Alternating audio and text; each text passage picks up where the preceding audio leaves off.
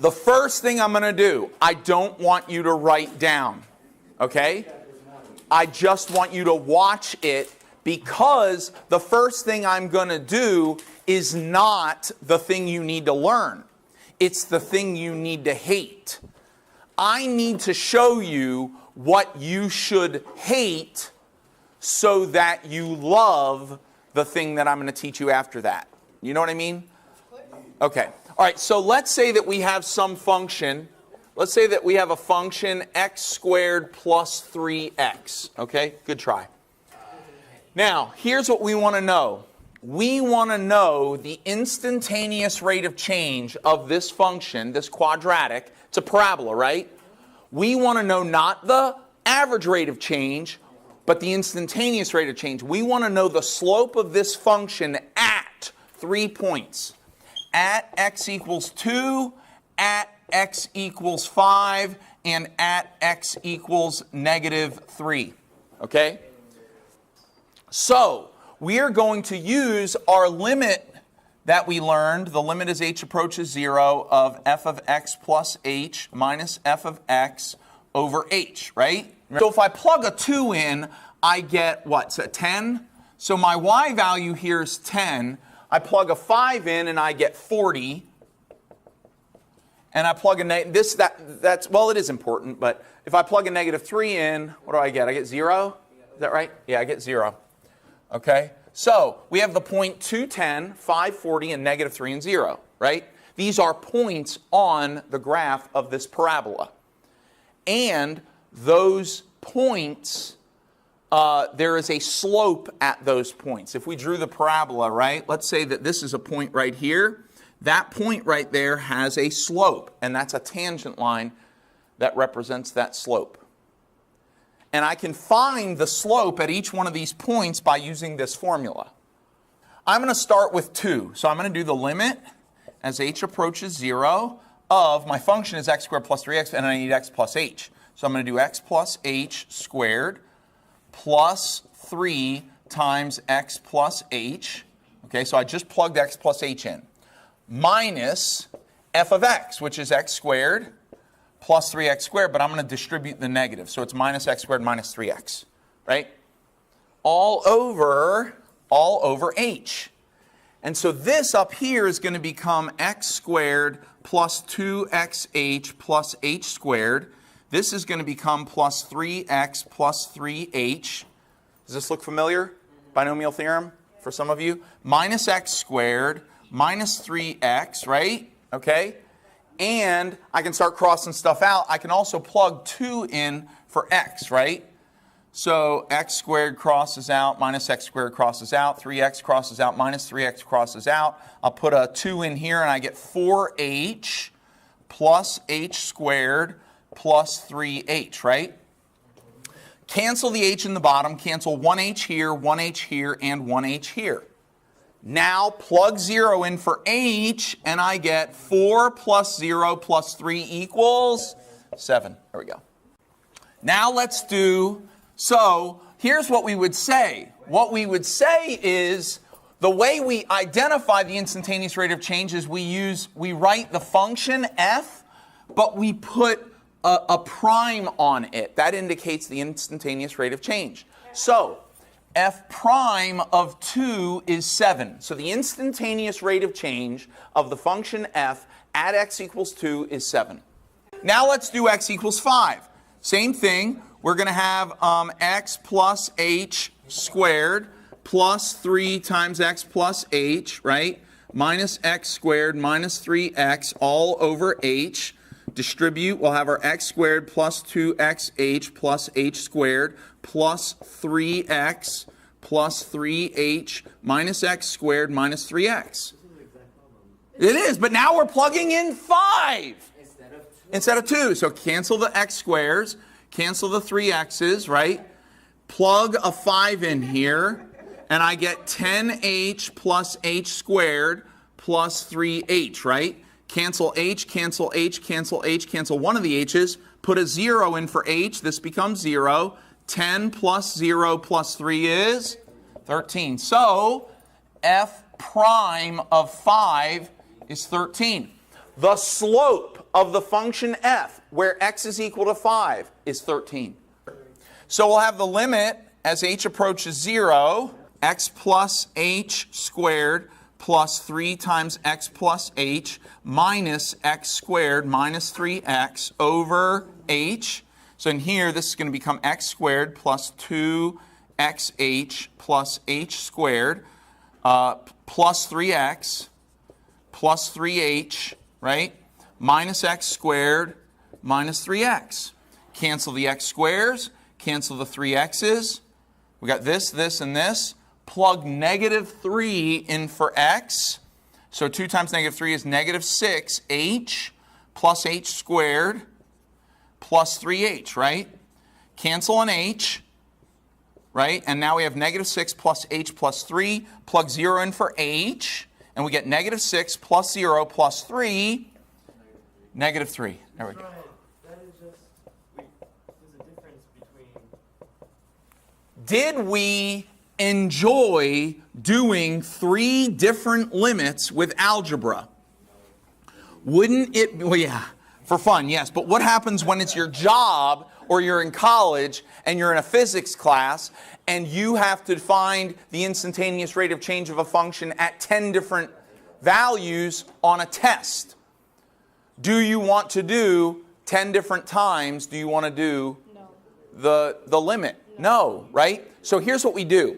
If, and everybody, please stop writing for a minute and hear this. This is just wisdom.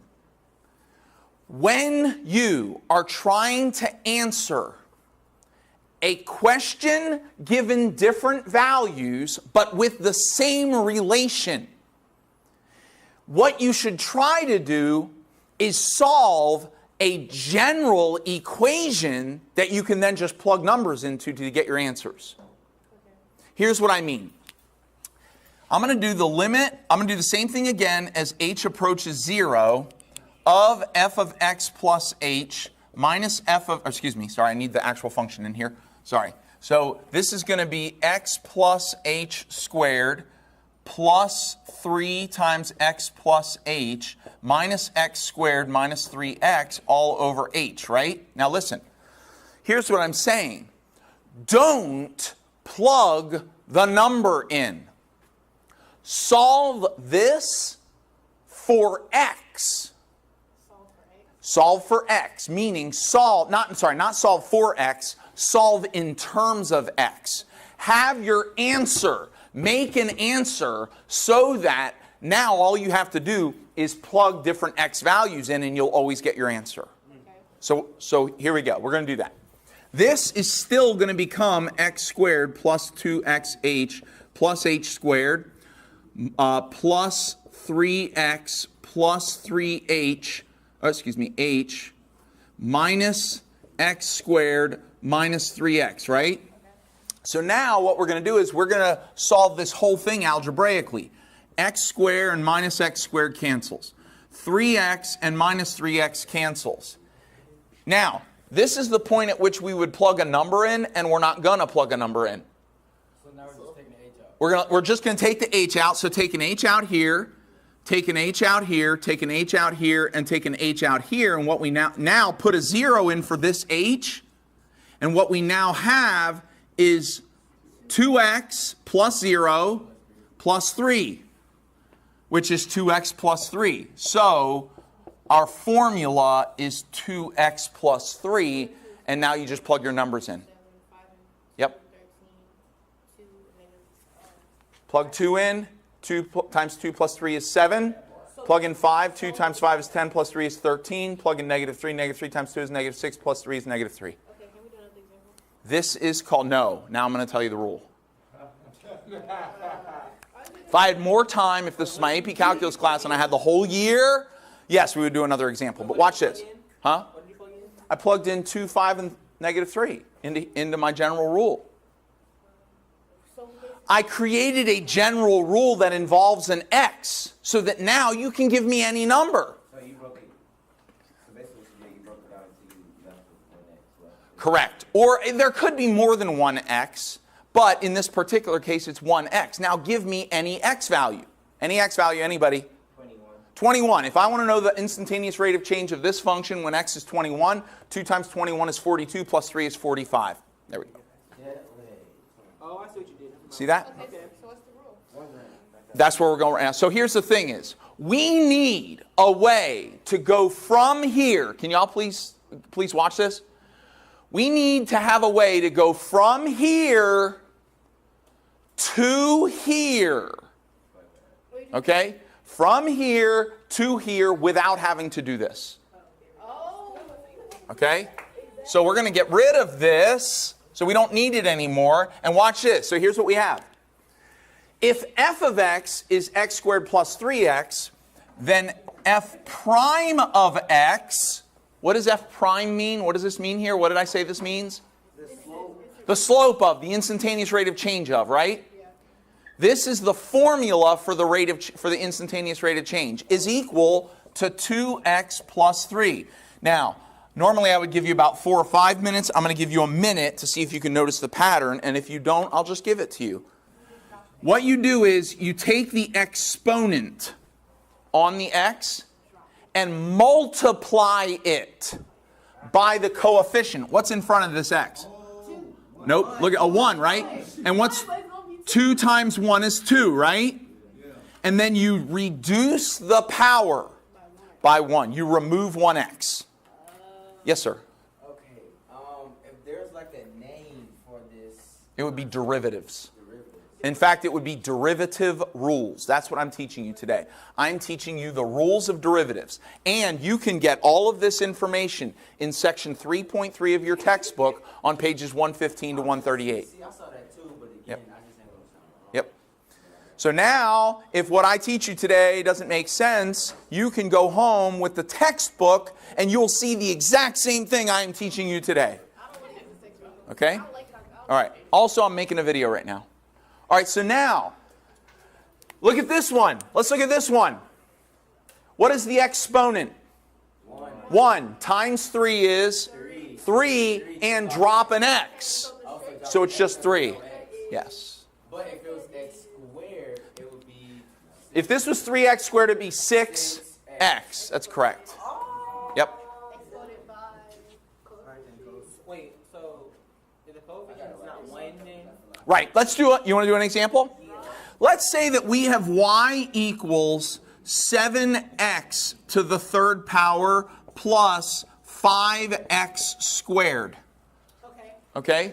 Now I need to show you guys something. When you have y, one way to do it is you can write y prime. Y prime means the instantaneous rate of change in y. So it would be, so would it be 21 plus x squared plus 10x. There we go. That's the derivative. That's it. And then plug your numbers in. Yes. You drop the power by 1. Okay? Are we okay so far? We're going to do some more examples. Now let me formalize this. I want to erase this and I want to formalize it. I want to make it formal so that you know how to put it in your notes. What I am teaching you is called the power rule. The power rule. And this is what I'm going to teach you today. I'm going to teach you the power rule. I'm going to teach you the exponent rule. Or the exponential rule is a better way to say it. The exponential rule. I'm going to teach you the logarithmic rule. That's all we have is a bunch of rules for derivatives. You know why we have those rules? So that we don't have to do it the long way. The logarithmic rule. I'm going to teach you the trig rules, the trigonometric function rules, the trig rules. I'm also going to teach you the inverse trig rules. The inverse trig rules. I am going to make you a promise. Here's your promise. I promise you that you will not remember any of these rules. Unless you practice them a lot. But if you don't, I promise you, I'm making a promise that if you do not do this, I'm promising you. I'm not saying you might not remember. I'm saying you will not remember. Okay? All right, so here's the rules. Let's do so we just did the power rule. The power rule goes like this, that if you have some function that has a constant here, k times x to the n power, right? Like 7x to the third power. Okay, it's the power rule. Then the derivative y prime will be k times n x to the power of n minus 1. Right? 7x to the third power, 3 times 7 is 21. X to the power of 3 minus 1 is 2, 21x squared. This is the example, right? Well, this is the rule. Now let's do an example. Let's say that we have y equals 2x to the 7th minus 9x to the 3rd plus 4x squared minus 3. Now, I'm going to write another way to write the derivative. Do you see what I'm writing here? dy over dx. This is the instantaneous rate of change version of delta y over delta x. Change in y over change in x. This is instantaneous change in y over instantaneous change in x. So this is delta y over delta x, which is slope, right? Yeah, this is still the power rule. Yep. Isn't change in y over change in x, isn't that slope? Only we're changing it from a delta to a d because we're moving from average rate of change to instantaneous rate of change. Instead of being slope between 2 points, it's slope at a single point. Instantaneous change in y for an instantaneous change in x. Right? All right, so what's the derivative here? 14 x to the 6th minus 27 x squared plus 8x. Nope. Okay, so let's talk about this. Constants cancel out. What is the rate of change in a constant? 3. Exactly. And because there's no change in 3, 3 is 3, what is its rate of change? 0. So, yeah, well, it's because it doesn't have an x. Technically, it does. Did you know there's an x to the 0 power on here? Yeah, which is 1. Yep, exactly. X to the 0 power is 1. 1 times 3 is 3, or negative 3 is negative 3, right? Now, what if we multiply this 0 times this negative 3? What will it become? 0. Exactly. Wait, what? Yep. Oh, we just explained it because x is 0, so 0 times 3 is 0. 0 times 3 is 0, so it cancels. Isn't that cool? Yeah. Wait. Yep.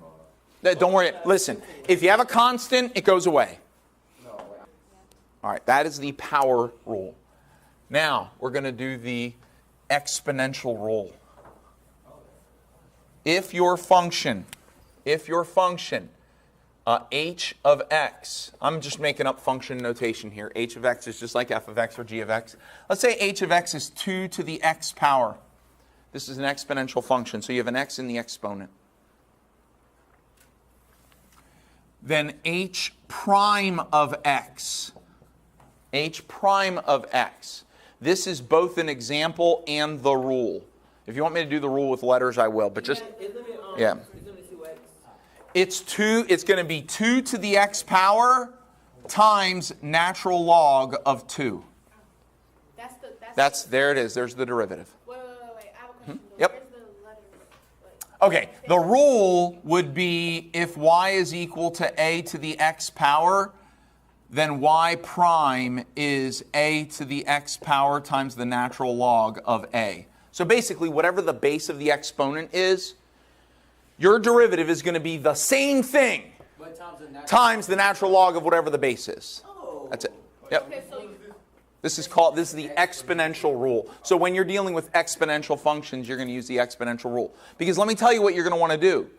You're going to think that you should multiply this times whatever's in front of this, because you're going to be thinking of the power rule.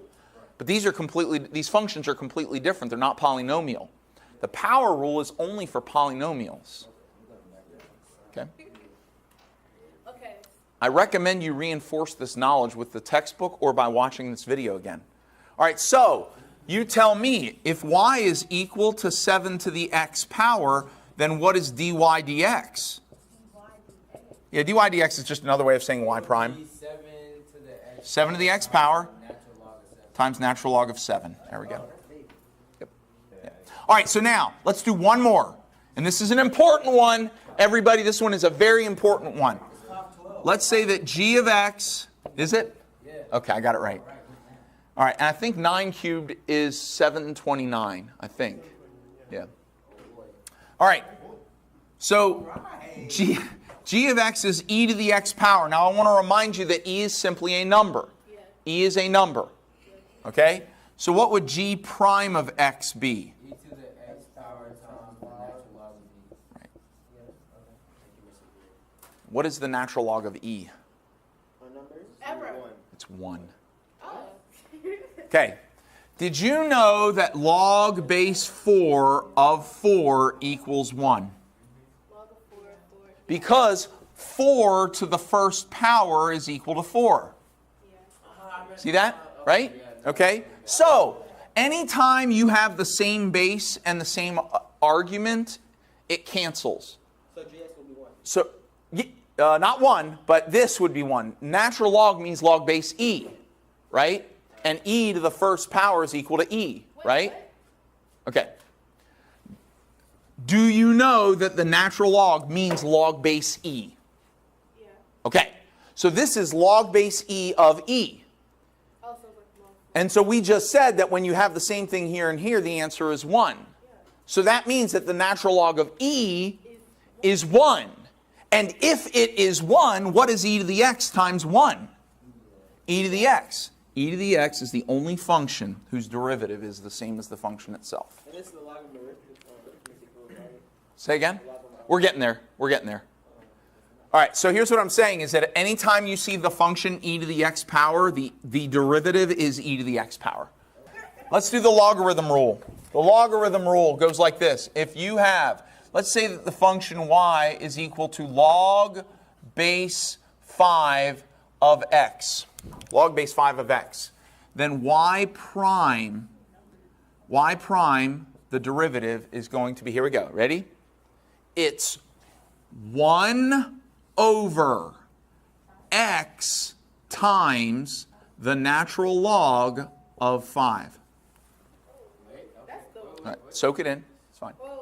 You always have the 1 over x. You always have the natural log, but the number you put in here is whatever the base of the logarithm is. Yeah, in letter form, yeah. Yeah, if we have y is equal to log base a of x, then y prime is 1 over x times the natural log of a. I thought that was H, but okay. So all I did was put a 5 here. So all we have to do is put a 5 here. Now I want to show you a variation here. Let's say we had f of x is equal to 6 times log base 2 of x. Well, then the derivative f prime of x,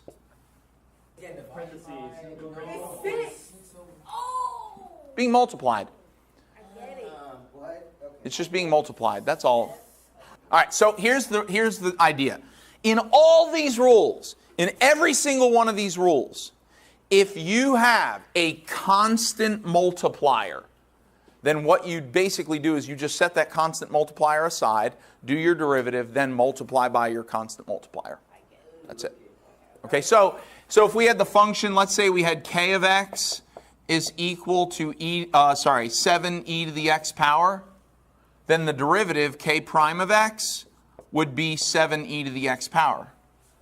Because the derivative of e to the x is e to the x, right? It's being multiplied by 7, so we're going to multiply the derivative by 7. Yeah. Okay. Y is equal to the natural log of x. The natural log of x. Now, bear in mind, the natural log means log base e, right? So what you're looking at here is y equals log base e of x. I'm going to write the dy dx here. dy dx.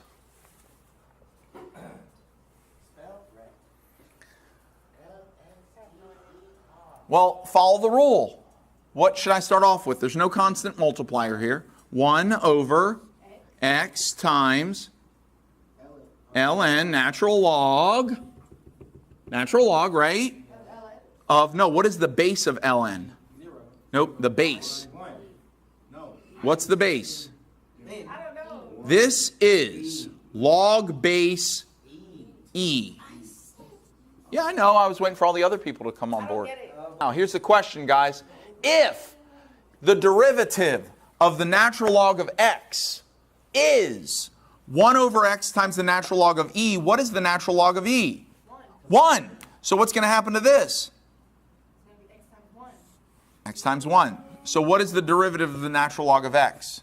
1 over 1. 1 over x. Yep. 1 over x. Another infamous. Yes, 1. That's correct. This is a famous derivative. The derivative of the natural log of x as 1 over x is a famous derivative. And it is all over science. You can probably scarcely go through a collegiate level science textbook, at least in physics and probably also in biology, and not find this derivative. Wait, so what was the rule you said? So The derivative of the natural log of x is 1 over x. no, I'm saying for e. That the natural log of e is equal to 1. But that's not calculus, that's algebra. It's actually barely even algebra. Okay, so that's the logarithmic rule. Okay, all right, let's move on to the trig rules. The trig rules are just straight up. They are what they are. They just are. There's 6 trig functions. Okay, so let's say we want the derivative. This is another way of writing find the derivative of. Do you see this? d dx. This means this is a verb. dy dx is a noun. The derivative is. d dx is a verb. Do the derivative to this thing. Do the derivative. Find the derivative of this is what this is saying. All right? So we got sine of x. We've got cosine of x. Right? What else? Tangent? Tangent of it. Secant, cosecant.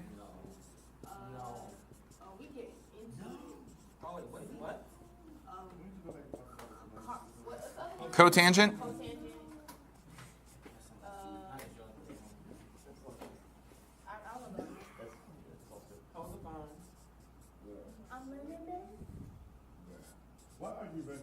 Okay, 6 trig functions. There's actually more than 6 trig functions, but these are the popular ones that we learn. Yeah. Okay. So here we go. Sorry. They're really easy. I know, but I'm trying to learn why you thought. Now, when I say they're really easy, I don't mean that they are so easy you will just naturally know them. What I mean is they're really easy, meaning they are what they are. Yeah. You know how you sit at home with a list of vocabulary words and just memorize their meanings so that you can get an A on the test? Yes. It's pretty much what you do with these. Oh, okay. You just memorize their derivatives. Okay? Now, I will give you a formula of sorts. The cofunctions, how many cofunctions are there up here? How many of them start with a C? 1, 2, 3. 3 of them, right? Half of them, right? The cofunctions, all of them, their derivatives have the opposite sign than what they have. So if you're taking the derivative of a positive cosine, its derivative is going to be negative. Okay. Yeah. The derivative of cotangent is going to be a negative. The derivative of cosecant is going to be a negative. All the other ones, the derivative of this is going to be a positive, positive, and positive. However, if you're doing the derivative of negative cosine, it'll become positive because you're reversing the sign, right? Do you understand? So cofunctions, all cofunctions, you change the sign of the derivative. The 3 functions that are not cofunctions, you do not change their sign when you do the derivative. Okay? From that point on, it's pretty easy. Here's the next thing I want to tell you, is that these two functions, with their derivatives, they're related to each other. Okay. These two functions are related to each other, and these two functions are related to each other. They don't cross over. They're in pairs. They're 3 pairs.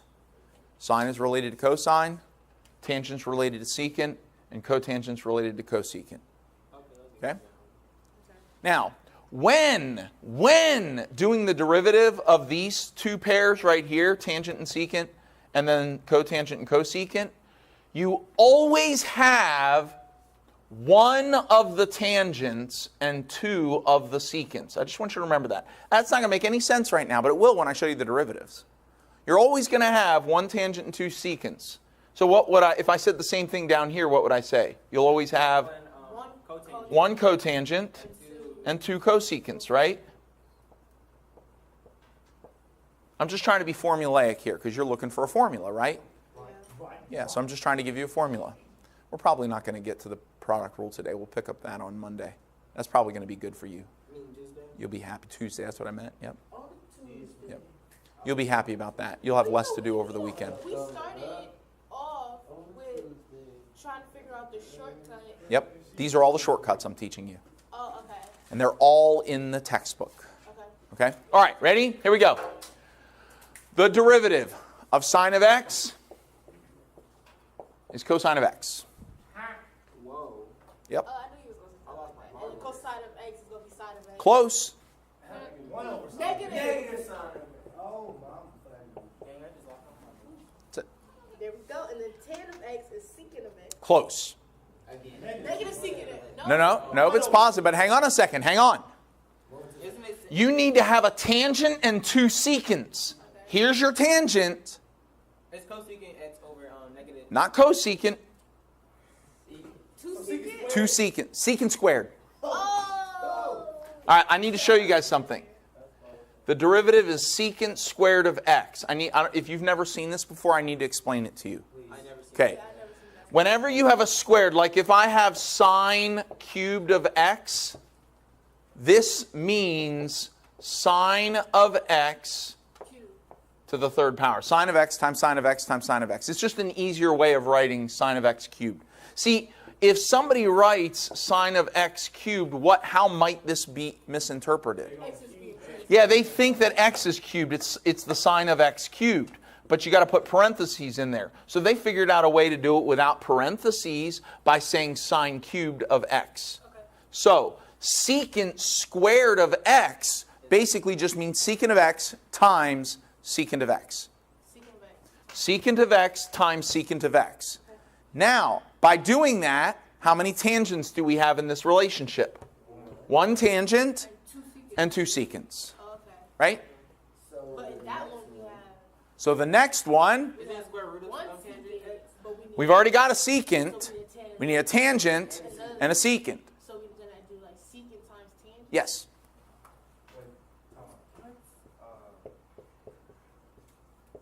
There we go.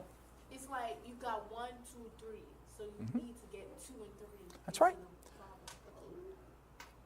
Look, do you see what I'm saying? We have to have a tangent and 2 secants, right? We have to have a tangent and 2 secants. We already have a secant, so what do we need? Another secant, and we need a tangent. So the derivative of secant is secant tangent. Okay. Let me Right. try the next one. Okay, sure, go ahead. So we have cotangent, so it's going to be negative. It's going to be negative because it's co. So it's Negative negative cosecant to the second cosecant squared x. X. There you go. You got it. Okay, and then this one is going to be negative. Negative because it's a co-function. And then we're going to have cot A cotangent, sure. Yep. You're right, cotangent. x times Yep. secant, Times, not secant, cosecant. cosecant.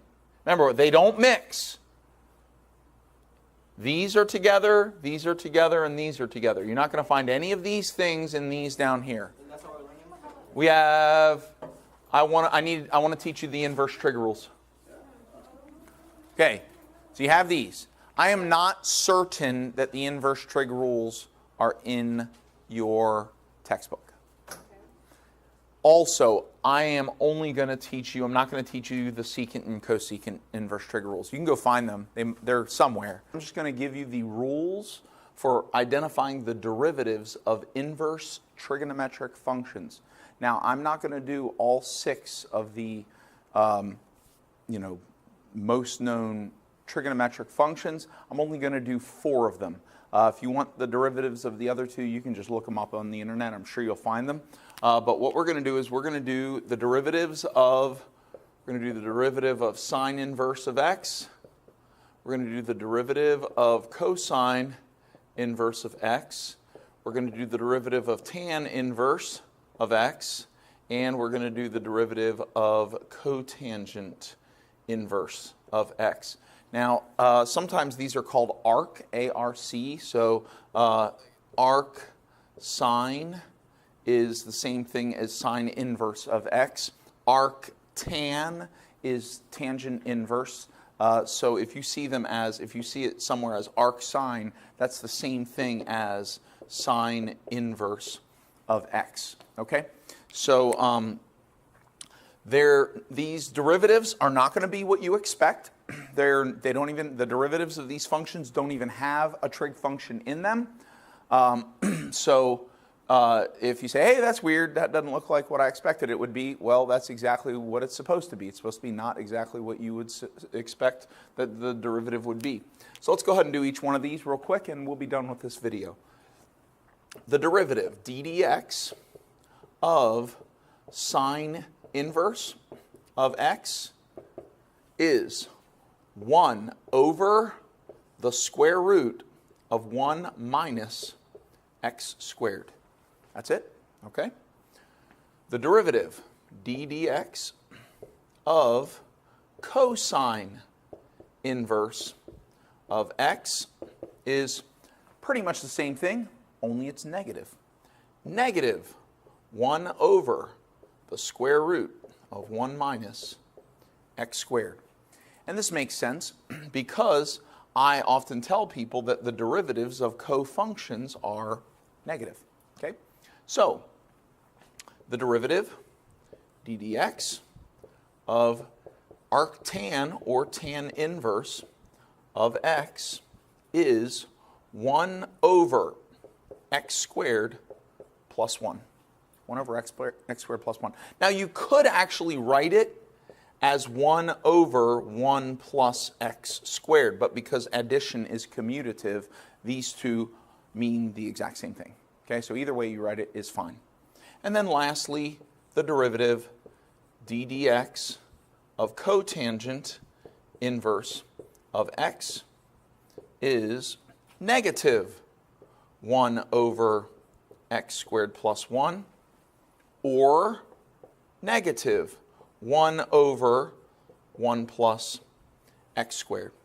And so there you have it. These are 4 of the derivatives of inverse trig functions. And as I say, really, even if you do the proof, even if you understand the proof, it still takes doing lots of problems, lots of practice to memorize, to get these derivatives stuck in your head. And that's really the way they should be. They should just be stuck in your head. They should be as natural as addition, multiplication, division, subtraction are to you. Okay? All right, that's all I have to say. Just memorize these inverse trig derivatives, and you will be good to go.